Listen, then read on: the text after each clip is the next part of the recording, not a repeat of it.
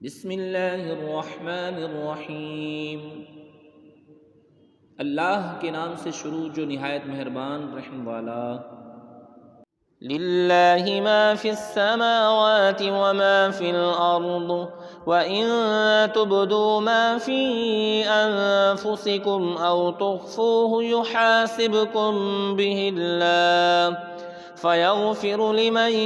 يَشَاءُ وَيُعَذِّبُ مَن يَشَاءُ وَاللَّهُ عَلَى كُلِّ شَيْءٍ قَدِيرٌ۔ اللہ ہی کا ہے جو کچھ آسمانوں میں ہے اور جو کچھ زمین میں ہے، اور اگر تم ظاہر کرو جو کچھ تمہارے جی میں ہے یا چھپاؤ، اللہ تم سے اس کا حساب لے گا، تو جسے چاہے گا بخشے گا اور جسے چاہے گا سزا دے گا، اور اللہ ہر چیز پر قادر ہے۔ آمن الرسول بما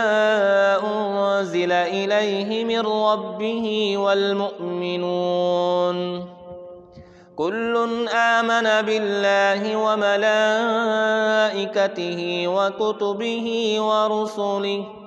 لا نفرق بين أحد من رسله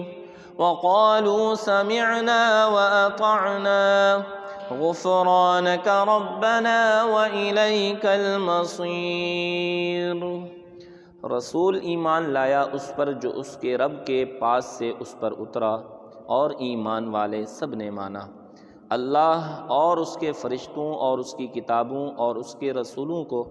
یہ کہتے ہوئے کہ ہم اس کے کسی رسول پر ایمان لانے میں فرق نہیں کرتے، اور عرض کی کہ ہم نے سنا اور مانا،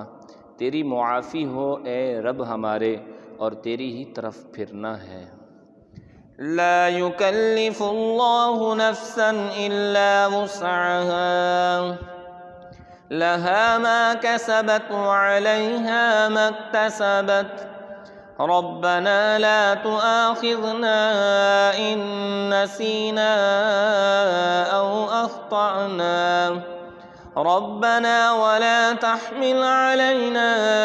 إصرا كما حملته على الذين من قبلنا ربنا ولا تحملنا ما لا طاقة لنا به واعف عنا واغفر لنا وارحمنا أنت مولانا فانصرنا على القوم الكافرين۔